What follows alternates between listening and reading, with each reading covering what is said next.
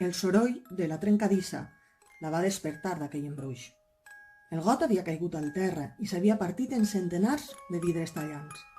L'alcaldessa va fer un xicotet bot, com una mena d'espasme, que confirmava que havia despertat de la paràlisi. Es va tocar el pit i més tard el cabell, voluminós i rígid, com sempre, per comprovar que tot continuava al seu lloc. La lluna també seguia en la mateixa posició, observant-la amb aquell rostre de fallera inquietant. La cridòria del seu assessor la va fer tornar a la realitat. Tot i estar en mans lliures, se'l sentia des del balcó, commocionat i fascinat al mateix temps. Amb el front envernissat per una suor freda, l'alcaldessa va tornar a agafar el telèfon. Que ningú veja la lluna, va ordenar, amb una calma un pèl sinistra. Però és la lluna. Com pretén que... L'assessor estava descol·locat.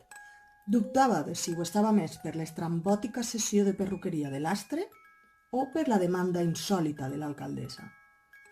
«Tapeu-la! Tapeu-la ja!», va cridar ara sí, histèrica. Va llançar el telèfon pel balcó, intentant colpejar la lluna per fer-la desaparèixer. Però el rostre d'aquella fallera planetària va romandre inexpressiu, sense immutar-se, cosa que va enfurismar encara més l'alcaldessa. Les hores següents, el seguici d'assessors es va reunir d'urgència enmig de la nit. Buscaven una solució per ocultar la lluna, però totes les propostes semblaven destrellatades. Temien que si fallaven, l'alcaldessa els abaixaria el sou, els acomiadaria, o pitjor encara, els desterraria al nord, molt al nord, allà on havien prohibit les corregudes de bous, i parlaven un idioma del tot incomprensible.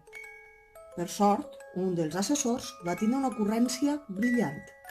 Ell era, ni més ni menys, que l'artífex de l'aeroport sense avions, on s'havien criat els millors conills per elaborar l'autèntica paella valenciana.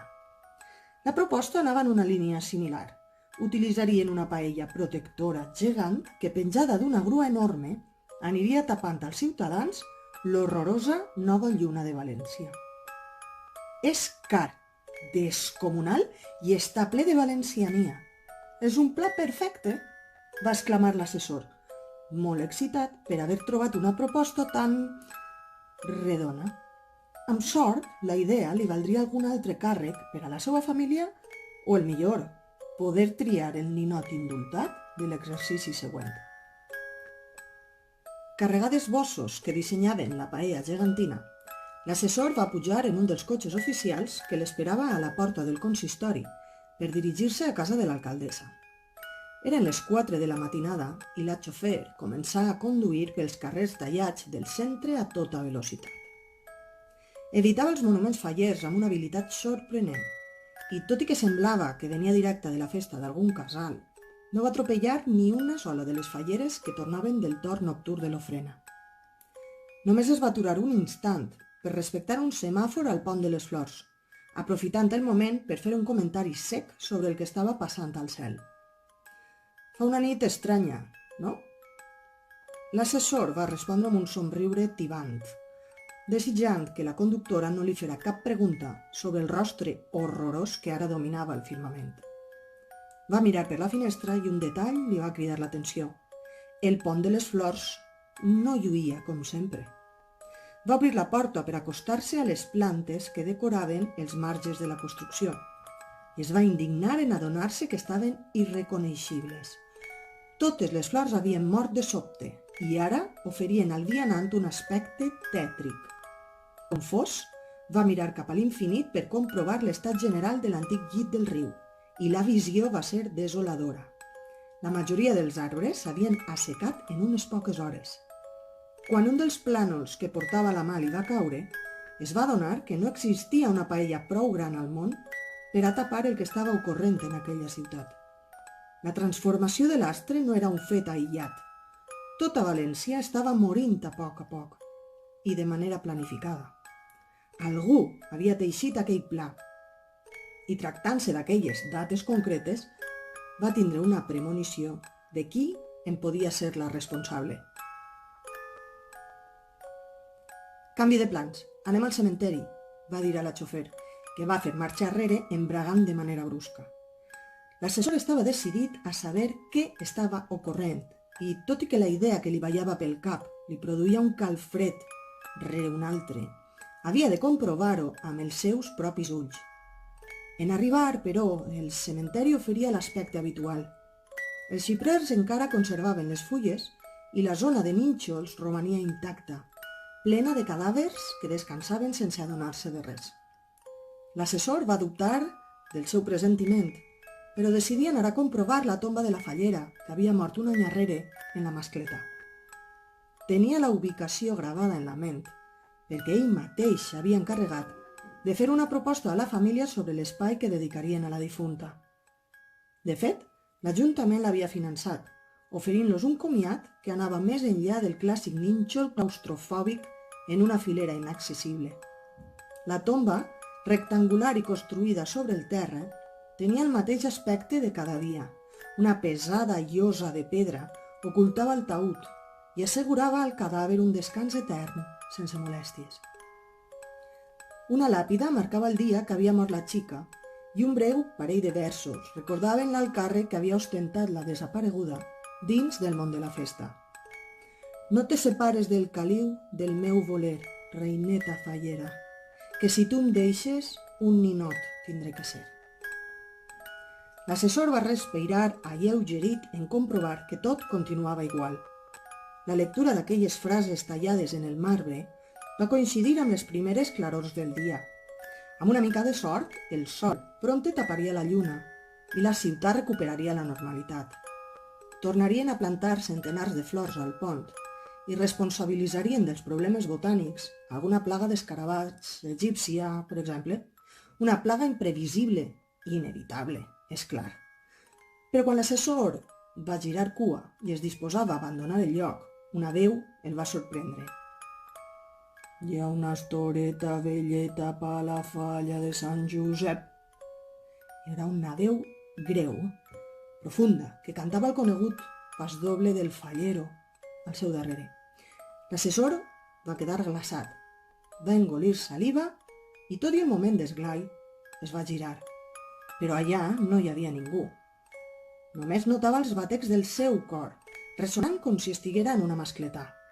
Els primers pardalets del dia començaven a despertar-se i cap altre so interrompia la calma del cementeri. Quan ja començava a convèncer-se que només havia estat una espècie d'al·lucinació, la veu va tornar, decidida a acabar la cançó. Per a la falla va fer una breu pausa i l'assessor aprofità per fer un pas enrere. Del teu carrer! Les últimes paraules de la cançó havien retronat per tot el cementeri. Un colp i un soroll de fusta trencada es va sentir a continuació. Alguna cosa estava passant dins de la tomba. L'enorme llosa de pedra va vibrar una vegada, cosa que va posar l'assessor en alerta definitiva. Les tremolors es van començar a fer rítmiques, com si un enorme gegant estiguera acostant-se. I aleshores, emulant una clàssica pel·lícula de terror, el sepulcre es va obrir a poc, entre grinyols que posaven els pèls de punta. La llosa es va aturar i la tomba quedà entreoberta. Entre la foscor vaixell, una mà. L'extremitat encara conservava part de la pell, però alguns cucs ja havien començat a devorar-la. Els dits, prims i llargs, es van flexionar i estirar diverses vegades, posant-se en forma després d'una letargia d'un any. Amb certa tranquil·litat, la mà va explorar l'entorn a cegues, palpant l'exterior de la tomba i analitzant la seva textura. Fetes les primeres comprovacions, la llosa va tornar a moure's fins que el sepulcre va quedar, ara sí, definitivament obert. Amb una elegància sobrenatural, el cos que guardava aquella caixa de pedra es va alçar, empentat per una força infernal. Tenia els dos braços estirats, però a l'esquerre ja no quedava pell, així que exhibia uns ossos llargueruts i un poc bruts. Duia posat el vestit de gala amb què l'havien enterrada, l'espolir reina amb brodalls d'or que lluïa el dia de la seva mort. El cancan emmidonat, seguint la moda dels últims anys, donava volum a la falda i el davantal encara conservava alguns daurats. Les manteletes a la part superior estaven més deteriorades, fruit de l'explosió que havia patit la fallera el dia de la super-hiper-mega-mascleta. A la banda amb la senyera encara se li apreciava una cremada i a la zona del tronc no hi havia teixit i es podien entreveure les costelles. El dorsal esquerre mostrava el buit letal que li havia deixat el cor, destruït per aquell masclet embogit. La pinta i les agulles que duia al cap havien mantingut el cabell quasi intacte, amb 2 monyos laterals que li tapaven les orelles. Només algunes grenyes s'escapaven per la part del front i li conferien un aspecte descuidat però menys rígid. La fallera continuava amb els braços estirats en direcció a l'assessor, que romania immòbil, paralitzat pel terror. La ressuscitada tenia una expressió desorientada, freda, però gens agressiva. Passats uns segons, el cadàver va ser conscient, per fi, del que li acabava de passar. Va parpellejar i va moure les pupil·les, explorant el seu entorn. Va notar que tenia alguna cosa a la boca, un cuc que se l'estava menjant per dins, i amb la mà ossuda se'l va traure, molesta. Curiosa, va voler observar tot el que tenia al voltant, però en comptes de moure el cos, va girar el cap 360 graus, una proesa anatòmica impossible de realitzar per cap ésser humà. L'assessor estava aterrit, però el cangelo el mantenia immòbil. No podia fugir ni fer cap tipus de moviment, paralitzat i a l'expectativa del que fera la morta. Quan va acabar de girar el crani, la fallera va sostenir la falda i va eixir de la tomba de manera relaxada. Va fer unes passes i es va plantar davant l'assessor cara a cara, mirant-lo amb els ulls com a taronges. No semblava que tinguera intenció de fer-li mal. De fet, pareixia que li causava indiferència. La música i els petards en la llunyania van cridar l'atenció de la fallera. Feia estona que el sol havia eixit i la lluna ja no estava present, però unes boirines espesses havien convertit aquell dia de Sant Josep en una jornada grisa. La ciutat s'havia posat en marxa igualment, obviant els arbres secs, les flors mortes i una climatologia més pròpia del nord d'Europa que de la Mediterrània. Algunes bandes de música ja acompanyaven les despertaes de les comissions falleres que acaraven exhaustes l'últim dia de festa, un any després del mortal incident que tothom havia oblidat. La fallera i l'assessor continuaven immòbils. Potser només havia passat un minut, però per a l'assessor havien estat, sens dubte, els 60 segons més llargs de la seva vida. A poc, l'home va recuperar el control del cos i va començar a moure les cames. Va fer una passa arrere intentant no trasbalsar el zombi que l'observava. Progressivament es va anar allunyant mentre la morta recuperava els sentits. Ara ella utilitzava el nas i olorava les fragàncies que li arribaven des del cementeri i més enllà. Quan l'assessor s'havia distanciat uns metres i es disposava a fugir, la fallera va dirigir-li per fi les seues primeres paraules.